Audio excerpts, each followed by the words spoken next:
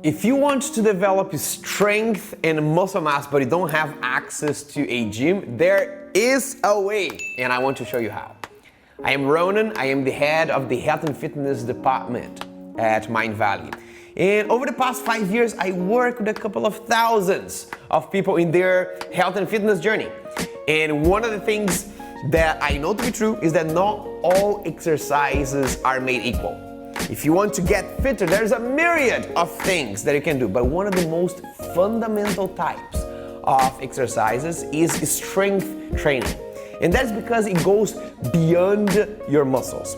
When you're doing strength training, you're not only becoming stronger and developing your muscle mass, but we are also extending your longevity. You know from the book Body by Science that is written by Dr. Doug McGuff, that when you're contracting your muscles under tension, you release a chemical compound called myokines, and they work like messengers. They go from the muscles to other parts of the body, for example, to the bones, and work with the bones to increase bone density. Or they go from the muscles to the heart and work with the heart to improve cardiac functions and protect your heart from cardiovascular diseases. And they go around the body, improving and strengthening the whole body. And this is how we know that, for example, someone who is over 60, the stronger their grip is, the longer their health span. The little issue here is that strength training is a bit more complicated to do at home because we think we need to go to the gym and lift weights. But there's a way to do it at home, and we will need very little equipment. For the exercise that I want to show you today, everything that we are going to use are resistance bands. We are going to use two types. One of them are called loop resistance bands. You can see that they are closed, and they are rubber bands that they offer resistance when you pull them apart. The other type are open-ended resistance bands. You see that they have two handles here.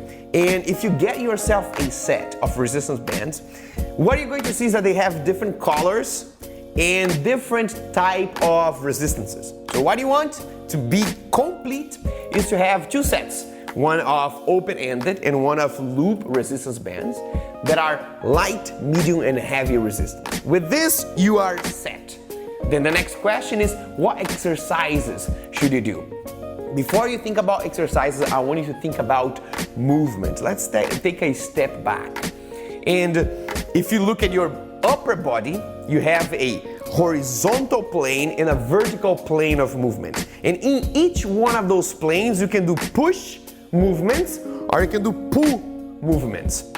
So with these four types of movements, push and pull, you will work all your upper body.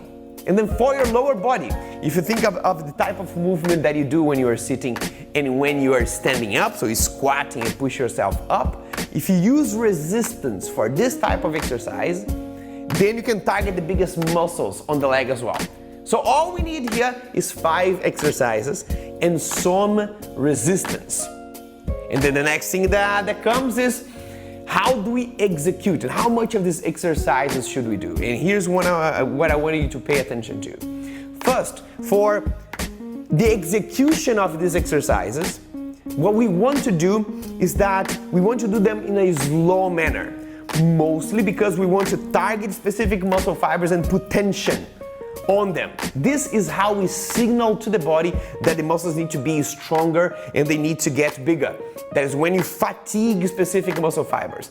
But if you're jerking a movement or using momentum, you are still moving, you're still lifting weight, but you're not necessarily putting that tension on the muscle fiber that you want. So if you do them in a slow manner, it's easier to control and to get the technique down. The second thing to pay attention to is, until when you do these exercises, how much? If you start doing squats, for example, you see that the first repetitions will be easy. At some point, you start getting tired. Maybe it's shaky, maybe it hurts a little. You still continue. There will be a time that you cannot possibly get off the ground. Like you try to push yourself and the legs just don't go. This is when you stop. You don't stop when you think that is the end of the exercise. You stop when your muscles are showing you. Because that reaches a fatigue state. And when that fatigue state comes to the muscle, it gives a signal to the body that says, we need to get stronger. When we recover, we need to go beyond that for the next time that we do this type of exercise. So if you pair that signaling, that very strong fatigue, with the raw material that you offer your body with nutrition, and then time for recovery with sleep, then you have everything you need to build strength and muscle mass at home. Now I want to show you the 5 exercises that we are going to do using the resistance bands. If you're beginning to strength training now, all you need to do is do this routine once to twice a week. Each exercise you do for 1 set until you hit muscular failure. And then for this, it will be important to select different types of resistance bands. For me, I got one resistance band that is a open-ended, but it's a heavy one. I'm going to do an exercise for the back with this guy over here. And then I got 2 loop resistance bands. One of them is thicker for bigger muscles like the legs and the chest. And one of them that is a bit lighter for a smaller muscle like the shoulder. We're going to start with a upper body and with the horizontal push movement. And for this, we are going to use push-up. Now, for push-up, there are different levels of intensity that you can do this. And if you cannot do a full push-up on the floor, your first option would be to find a surface, like a table, like a couch or a chair. Just make sure that it doesn't move as you push it, and you make an inclined push-up first. The higher the surface is, the easiest it's going to be. So here's what I'm going to do, a inclined push-up that will be easier on my chest, triceps, and shoulders. I'm just going to hold them more or less shoulder width apart. I'll bring my feet back and I'll lower my chest to the table. From here I push. One thing that's important to notice is that I don't open the elbows to the side. I bring my elbows back, more or less 45 degrees close to my upper body. And I push up and do this slowly so that I can control the movement and focus on making the contractions with my chest. Now, if it's easy for me to do this, I can do like 30 repetitions and I still don't get tired, then the next level of increasing the intensity of the push-up is doing them on the floor, but with your knees on the floor. So it'll be a very similar technique, but the only thing is that instead of being inclined, I'll have my knees on the floor. Make sure that my lower back is straight and that my elbows are not flaring to the side. They're going behind, and I'll bring my chest and my chin to the floor, and from here I push up and go slowly as well.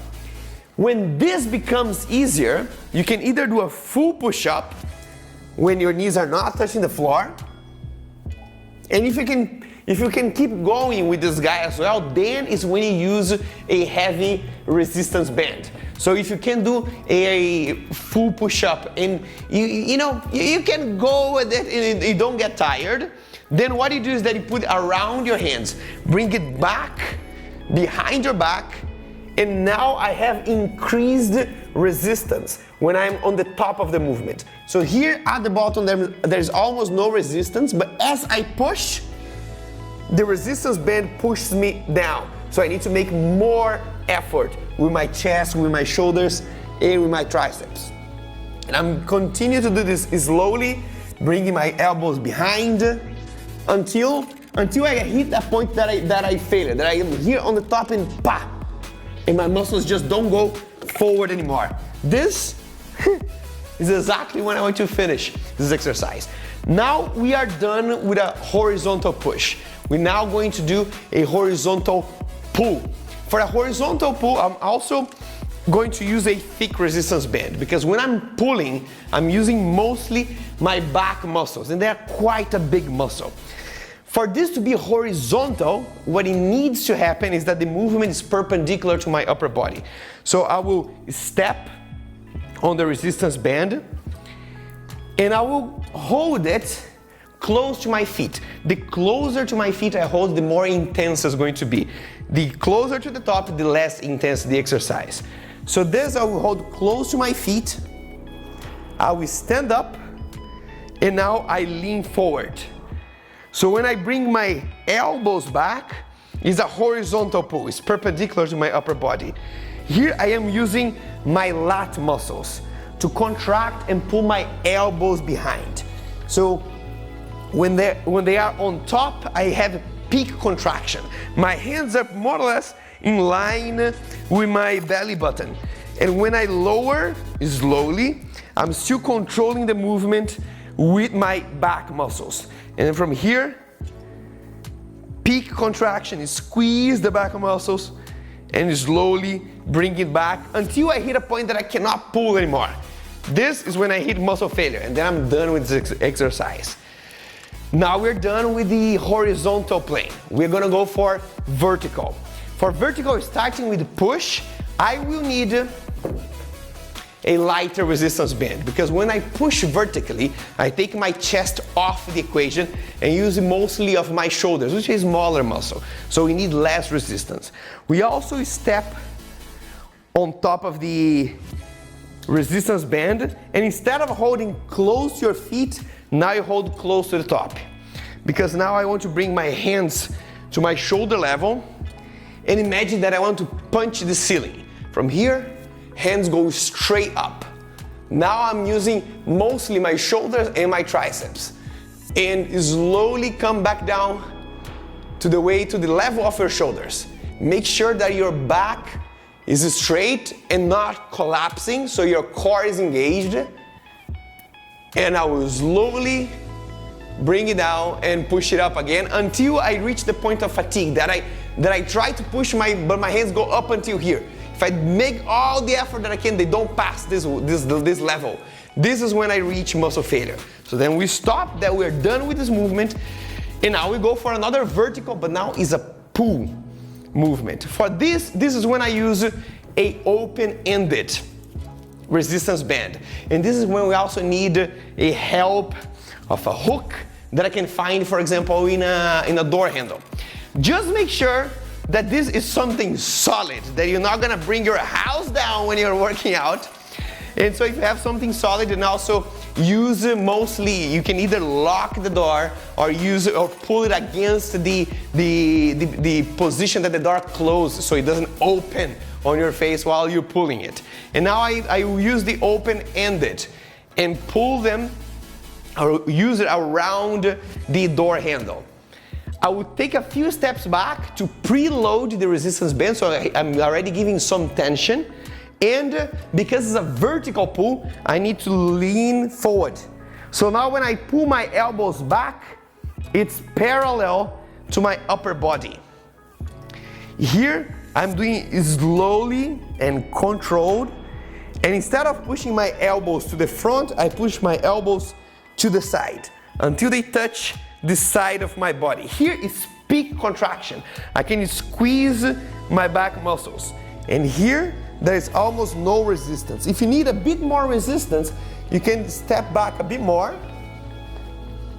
And it gets even harder when you are in peak contraction. There will be a time that I'll get fatigued and I cannot pull more than here. It gets stuck. This is when I reach fatigue and this exercise is done. By now, we've done horizontal and vertical planes of movement. 4 exercises cover the entire upper body. Now we're going to use one of the most fundamental exercises for the lower body, that is the squats, that is going to target the biggest muscles on your leg.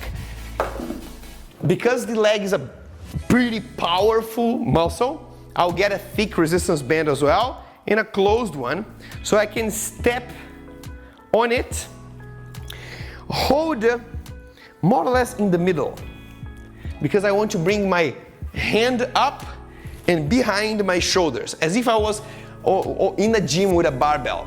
From here, I am going to lower my body and squat down.